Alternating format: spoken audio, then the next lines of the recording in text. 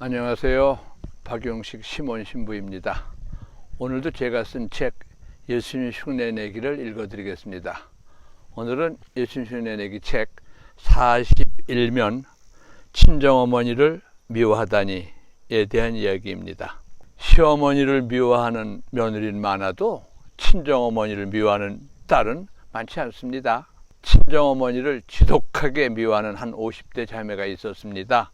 자신의 친정 부모는 미움받아 마땅한 큰 잘못을 저질렀고 자기가 미워하는 것은 지극히 당연한 것이어서 도저히 용서할 수 없다는 것입니다. 그 자매의 두 오빠는 고등학교까지 나왔는데 자신은 딸이라고 중학교밖에 안 보내주었고 시집 올 때도 가난하다는 이유로 혼숙감을 제대로 해주지 않아서 늘 불만이었는데 근래에는 남편의 사업을 위해 돈을 빌려달랬더니 출가애인이라면서 안 도와주다라는 것입니다. 나는 그 자매에게 이런 이야기를 들려주었습니다. 개신교 개척교회에 새로 부임한 어느 목사가 부임 인사로 깜짝 놀랄 만한 이야기를 하였습니다. 저는 아주 큰 부자입니다.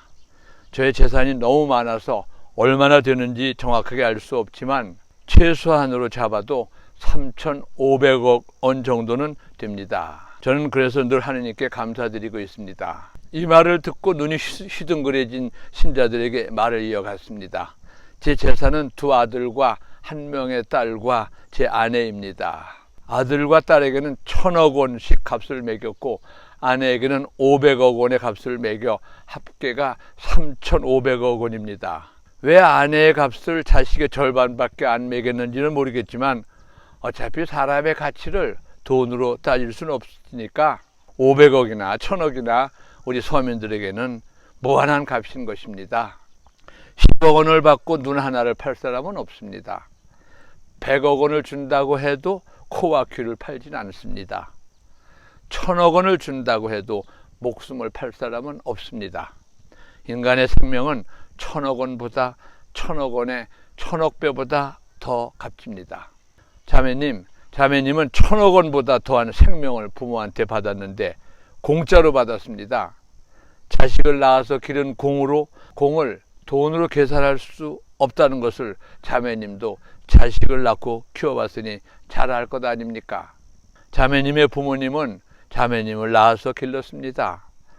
어려운 여건 속에서도 중학교까지 보내주었고 넉넉하지 않지만 혼숙감을 마련해 시집 보내주었습니다.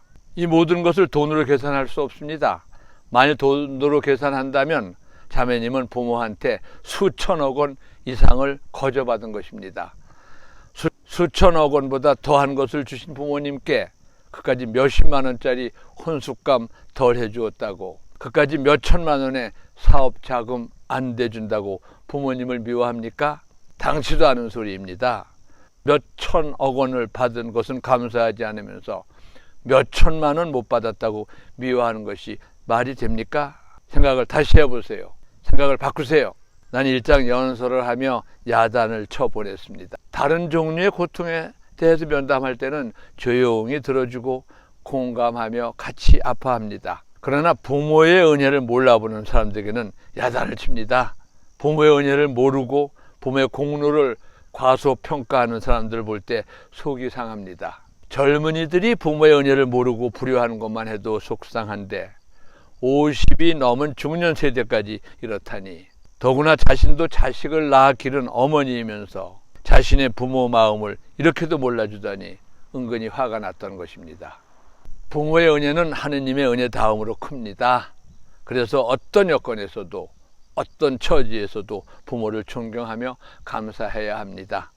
부모가 도둑질을 해도 비도덕적인 죄악을 저질러도 부모를 존경하고 감사해야 할까? 당연합니다. 부모의 옳지 못한 행동과 자신을 낳아 길러준 것과는 별개의 문제입니다. 부모가 옳지 못한 행동을 한다 해서 자신을 낳아 기르신 부모의 공로가 없어지는 것은 아닙니다. 부모가 옳지 못한 행동을 한다 해서 수천억 원보다 값진 생명을 공짜로 받았다는 사실이 없어지는 것이 아닙니다.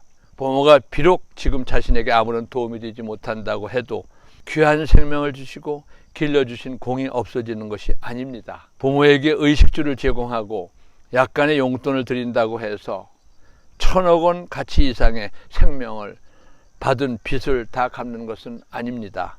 지금 부모에게 최소한의 생활비를 드리고 약간의 편의를 제공한다고 해서 부모의 은혜를 다 갚는 것은 아닙니다.